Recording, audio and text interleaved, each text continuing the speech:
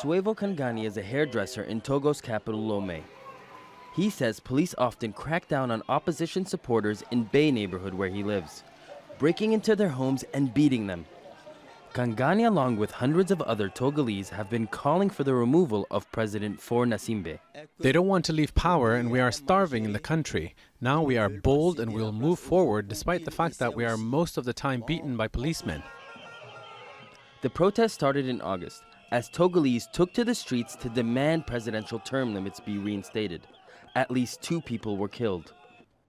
In September, opposition in parliament protested a bill that would have limited presidential terms, but would exempt the current president who was already on his 3rd term. The bill failed, and the government called for a constitutional referendum. Protests erupted again, leaving several dead. To rein in the spiraling crisis, the internet was cut. Hello family, it's African Esquire and I'm here with a new video. So previously I've done a video for the Federation of African Liberation where I talked about our campaign to boycott France.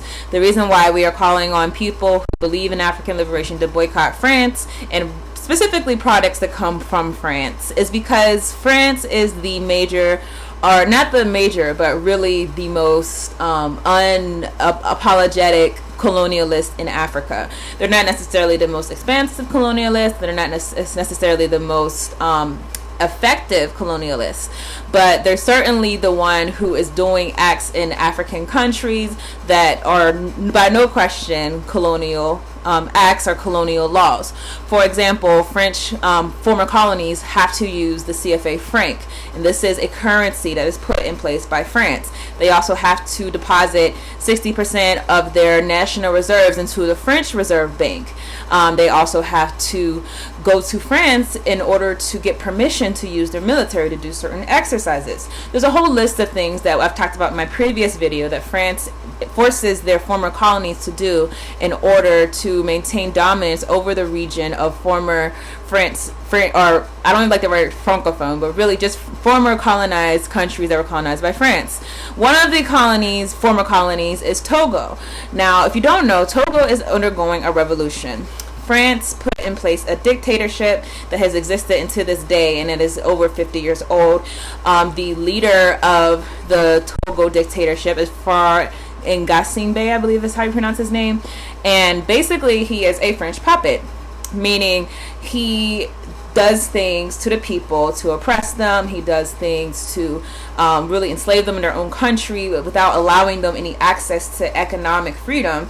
But he does so basically with the good graces of the French government. The regime is supported by France. The military in Togo is supported with French arms, French assistance. Anytime that the regime has been threatened by overthrow, it's been the leader of it's been France that has supported this dictator in Togo. Many of the Togolese people have died.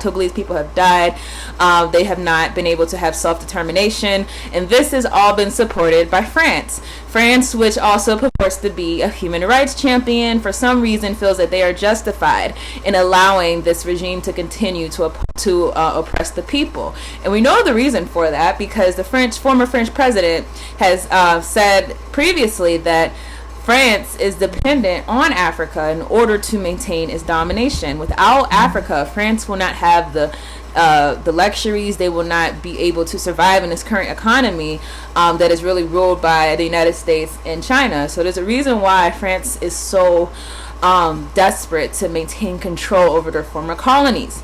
Now, because of this, as I said, we call for people to boycott French products.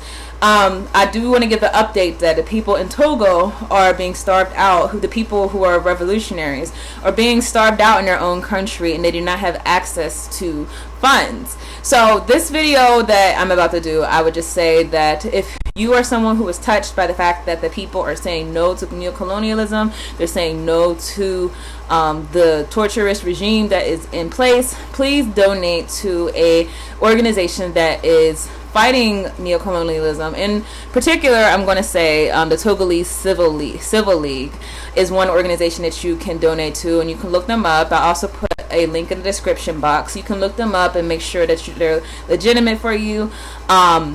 They are a legitimate organization. I checked them out, And again, the people are in need of our help. We're not going to let this happen the same way that things happened previously.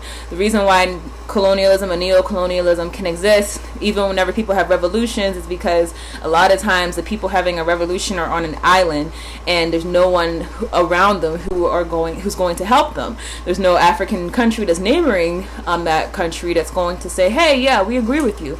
We agree with self-determination. We agree that France should not be imposing their imperialist policies on your country. A lot of times the neighboring countries are also ruled by puppets and neo-colonialists. A lot of times this one revolution happening, and that's really why Africa hasn't been able to maintain liberation, because these are essentially fires that start and they get put out by the neo-colonialists, who has the Central Intelligence Agency and any other agency that is created to maintain a system of domination over African politics. So that being said, let's support the people in Togo. Let's say that, hey, you might be the only one right now having this revolution, but we're going to stand behind you, and we're going to support you, and we're going to do whatever we can to get the word out about what is happening in your country. Now, I also want to give this update. Here's an article that was sent to me by Dwayne Omowale, one of the founders of the Federation of African Liberation. And I think it's a really interesting article because it details kind of what I described. That is that the African countries that are neighboring to Togo, the countries that should, I guess, hypothetically sympathize with the people who are saying we no longer want to have a dictator who's going to kill our people, who's going to raid us of resources, that's not going to put in the proper services for our people. They should technically be sympathetic to that, but of course these same countries are also being ruled by the same type of neo-colonial powers and puppets. So it's interesting that the president of Togo and Ghana essentially have called for the protesters to suspend their protests and to continue dialogue. And we know dialogue does not mean a change in policy, and it definitely does not mean a revolution. Dialogue means, how can we make this go away without it actually going away? How can we make this look better so that the people will stop being so angry? Dialogue never means totally changing regimes. It never means totally ending oppression. It only means, let's just figure out a way to do this in a way that's not going to upset people. Now, I'm going to read from this article. The president of Ghana, Nana Akufo-Addo, has urged Togo's political actors to continue working towards a resolution in the country's political impasse. In the plea most made alongside Guinea's president, Alpha Condé, dialogue and consultation was noted as the way forward in the political tensions. And before I continue reading, I want to say, when in history has dialogue been what is actually ended oppression? It can't be, was it the American Revolution? No, they didn't dialogue with Britain. They basically did the Boston Tea Party and completely overthrew the British. When has dialogue, talking to your oppressor, and the idea that we can talk our way out of oppression, the idea that we can talk our way out of being victimized, if anything, would you ever tell a rape victim to dialogue with her rapist, to talk to them and so that they can stop raping them? No, that's not how you end things. That's not how you end oppression. So the idea that, well, we need to encourage dialogue right now, let's be very clear. What the regime in Togo has been doing is absolutely atrocious. And I mean human rights violations left and right, imprisoning people, having 50 people in one cell, bodies are dying next to each other, people are going to bathroom on themselves right next to people. They have to sleep in like lines or sleep standing up in order to try to find some rest. This is the things that are happening. If people speak up in Togo, then the regime is going in and silencing people. You have activists who can't return to their countries, activists who are being killed. These are the things that are happening. People speaking out are being killed, and the French government is supporting this. The idea that dialogue is what the people need to do totally discounts the acts, the human rights violations. I mean, how could you say that with any appreciation for what the people are going through? That is, to me, it's just so insulting to tell people who are being victimized, tell people that are being killed and murdered just for speaking out. who are being imprisoned just for speaking out, that what you need to do with your oppressive government is just dialogue. Totally, completely off basis to me. So the article goes on to say, in a communication issued on Wednesday at the end of the meeting between the Togolese government and the ruling party and the coalition of 14 opposition parties in Togo, the two presidents, acting as co-facilitators of the dialogue process, expressed their satisfaction with the discussions thus far. They further commended the sense of responsibility of all parties, who exhibited their willingness to work together to ease socio-political tensions and restore peace, harmony, and cohesion among the various actors of the Togolese society. So my question about this meeting that was had with opposition leaders, similarly to how in America, when we have something happen, they pull the they pull the people who are in place in organizations that essentially are not too much of a threat to the white supremacist structure. So they'll pull people from organizations they feel are not too political, not too militaristic, not too radical. I wonder who these opposition party leaders are, because my question is, what opposition leader would agree to stopping protest? And this, mind you, it's not even saying, we're just not going to do violent protests, which to me, if you have about violence, you meet violence by violence. That's the natural human reaction to things that happen like this. But it's not people saying, okay, we're going to stop just violent protests. No, they're saying stop protest. And what leaders, and I would like to know what individuals were chosen for this meeting, and do they really represent the overall feelings of the Togolese people? Are they even an organization that is recognized among the Togolese people? Because to me, one thing I don't like, and this happens a lot of times, I notice in America, is when it's put on us who have been the victims, that we have responsibility whenever we react to our victimization, and to put responsibility on the people. And nowhere in this article did it mention the fact that this regime, starting from Farg and Gasingbe to before him, his father, this regime has been in power for over 50 years. Over 50 years, and this is supposed to be a democracy. That's supposed to be a president that's elected by the people. How do you justify someone holding office for that long? And how do you not call that out? How is Ghana okay with this? How is Guinea okay with this? And I do want to say something quickly about the president of Ghana. I'm observing him a lot. His name's, again, Akufo Addo. I'm observing him a lot. The way that I see him now, and my opinion's always changing, and I'm always learning new things, he might be a bit of an idealist. And what I mean by that is similar to the way, if you remember when Obama first got in office, prior to Obama becoming, I would say, completely like whitewashed and completely only for the Democrats and the institution of the Democratic Party. There was a moment where I think he was optimistic, that he really believed that African people, our interests could align with the interest of the mainstream white society. Over time, you've seen him start to leave that belief, but I think at one point he was more sincere in that belief. If you remember back when Professor Henry Gates was arrested in front of his home by an officer, and who basically didn't believe that, this is not your house, and he's like, yes, it is my house. Around that time, Obama calls a beer summit because he spoke out of term. He said that was inappropriate for the officer to do that. I think that was the little bit of radical Obama that was left. And we do know that he has some prior sentiments where he was more, I don't think he was ever a nationalist, but I think he was more politically, a little more politically radical as far as believing for black liberation. So he spoke that, and then, of course, we know that eventually he became the Obama we know him as, the one who did nothing for our people.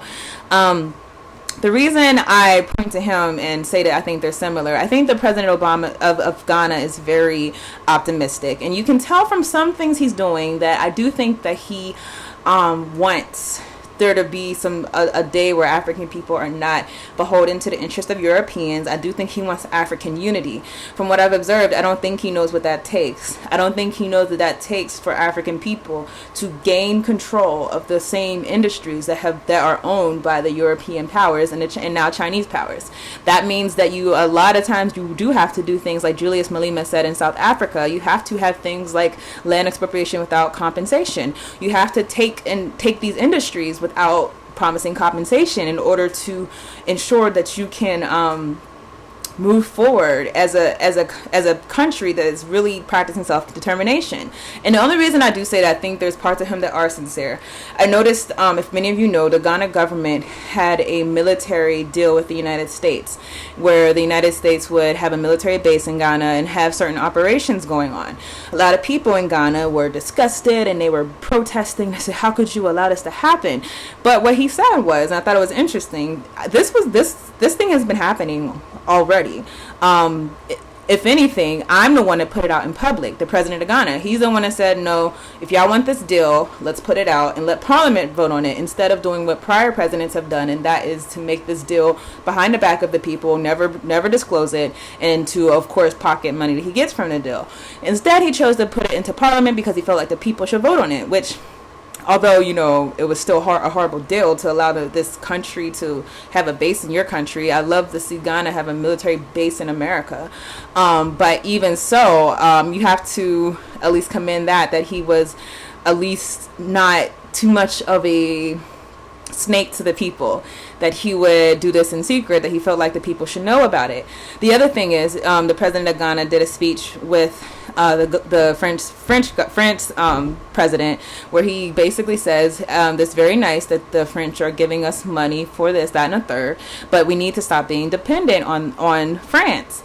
And I think he truly believes that. I think he believes that Africans can't be dependent. Now, I think the thing where he loses traction is that the president of Ghana, I think that he believes that these powers mean good for African people. But if you know anything about colonialism, they could actually like you, but it's not about that. It's about being able to promote your self-interest. And if you're promoting your self-interest, then you're not going to be beholden to what might be good for humanity. You're going to be beholden to what might be good for you, and specifically the corporate elite in your country.